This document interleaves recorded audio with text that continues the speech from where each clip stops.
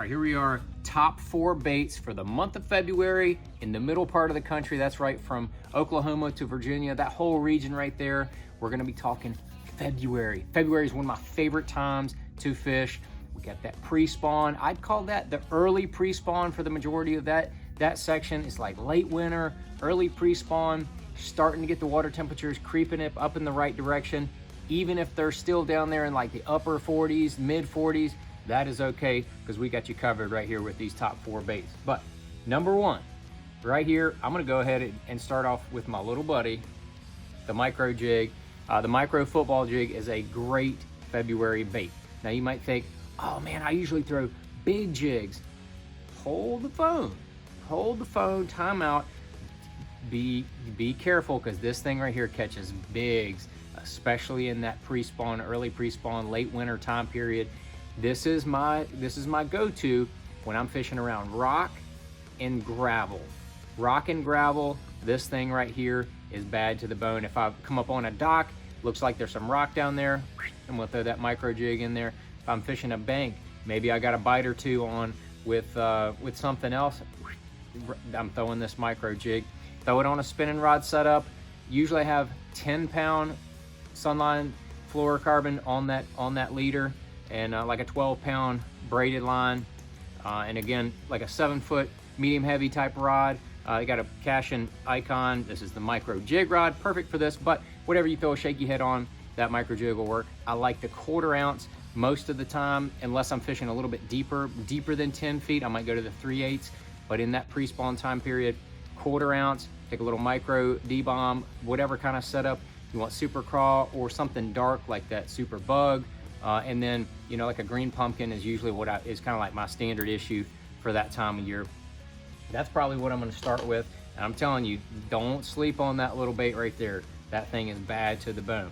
Number 2, this is going a little bit old school. We're getting away from the forward-facing sonar, but that time of year, man, a shallow running crankbait. This is really more of a mid-depth running crankbait. It's Little John MD. It's gonna run about 7 to 9 feet deep. I'm gonna throw that on fairly light line that time of year. Throwing it on 10-pound Sunline Crank FC, a little bit lighter line, get that bait down a little bit deeper. Plus, it's gonna have that bait have a little bit more action. That is just a combination, and this is spring craw, appropriately named, but that's probably my number 1 springtime color. I love anything in that red, orange, that time of year. You can also throw that around grass edges or any kind of submerged grass if you can find that. Maybe some of your lakes down in Texas, you know, Gunnersville, some of those lakes. Don't sleep on that crankbait right there. You can go right behind a lot of other people. It's a popular time to be out there. You get some good weather. You want to go behind people. Maybe they're throwing a chatterbait, rattle trap, something like that. Get you down a little bit deeper with that bait right there. You want to have a Cashin cranking rod, and then you know, a good reel like the 7 right here. I like the higher gear ratio because you can crank it, get a little more speed out of it, get a few more reaction bites, but then you can slow it down. That Little John MD has a slow float, so you can almost work it like a jerkbait if you want to, but you can definitely hit it across that grass and catch plenty of fish doing that. So that's number 2. Put that guy over here. Number 3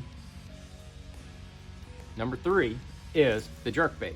Now I like a deeper diving jerkbait this time of year. I think a lot of the fish are a little bit deeper that I'm going to be fishing for with that jerkbait. I'm going to be going down in that, looking for fish in that 10 to 12 foot range. So the deeper style, the +1 style jerkbaits work really good. This is the Ghost Purple Magic. I mean, that is a wintertime color if I've ever seen one. I've caught a lot of fish on this color in the wintertime. I really like it. It's a Spro mixed stick, 110 +1. I really like that. I usually throw that on 12-pound fluorocarbon. Don't usually go super light. I don't think you need to. That's not what Mike McClellan, he designed the jerkbait. He has caught more fish on a jerkbait than anybody I know. I like a 7-foot rod to throw a jerkbait on. This is a Cashin topwater / jerkbait rod, medium heavy action, but it's got a very soft tip, which you might be able to see right there behind my head. And then I have a 7 reel. I like, again, higher gear ratio. It's 8 to 1 because when I'm when I'm snapping it, I want to be able to quickly pull up my slack. I don't want to reel up all of the slack. I want to reel up some of the slack, leave a little bit of slack. So when you jerk your jerk bait, you're going to jerk it on a little bit of slack line, not a lot, just a little bit, and that thing will dance and it'll jump around. And then that big bait, the Spro 110+1, when you jerk it down, it kind of will roll, and then when you stop it, it kind of shimmies while it sits there. So that is in whatever +1 type jerk bait you throw, you want to make sure it has that little roll, that little shimmy.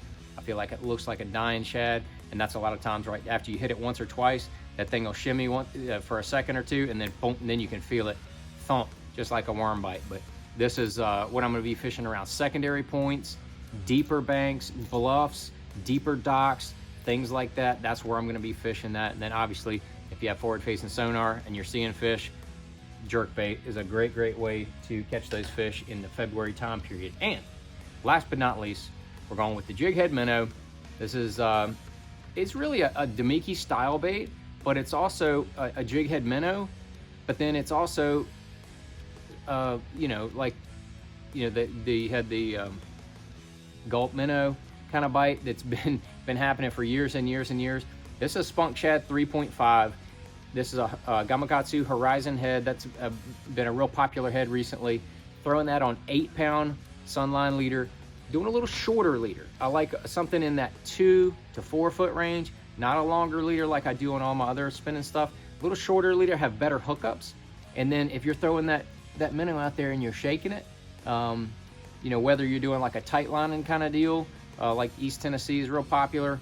That tight lining deal, you can do it with this setup exactly right here. This is an 1/8 ounce weight, 3.5 inch spunk shad. It just kind of floats along. It's got that skinny tail that will have a little dancing action when you shake that rod. But that shorter leader with the braid will help you have a little bit more action on that bait.